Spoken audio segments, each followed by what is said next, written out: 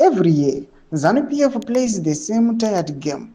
Pick a new venue for Independence Day, then scramble to fix the roads leading there. Sana bina mashoko buda nyuko panapa pamusoro pa independence celebrations. People they criticizing kuti aiwa the regime pangwa inotambisa burasi na mweya year in year out. Thousands that are being spent vachichinja mavenues to celebrate their independence. But panguva ino tinoona kuti zvinyatso kuonekwa kunzi hapana kwatiri kuenda nyika yeZimbabwe tingotendera pano one. Sana bina mashoko abuda nyorwa panapa nemasupporters anosupporta Advocate Nelson Chamisa, the opposition leader. Don't subscribe or like on the bell icon.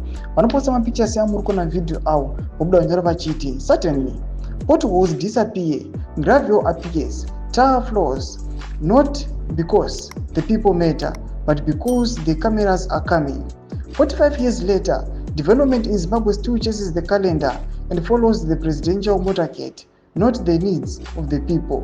Progress is the performance, not a policy. The rest of the country forgotten till next year's show when a new venue is chosen.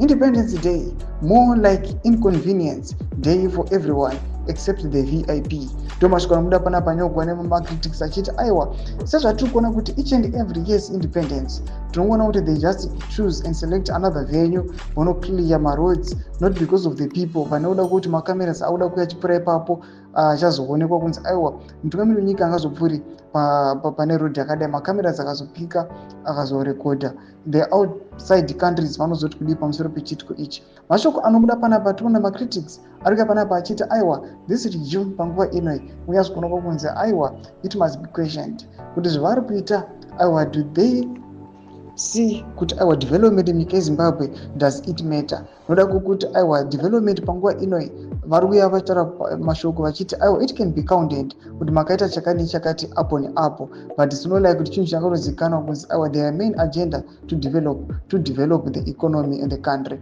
Tudze mafunguro enyu moti kudii pamusoro pemashoko anoda kutaurwa pindai comment section medu zomafunguro enyu. Subscribe or like, turn on the bell icon.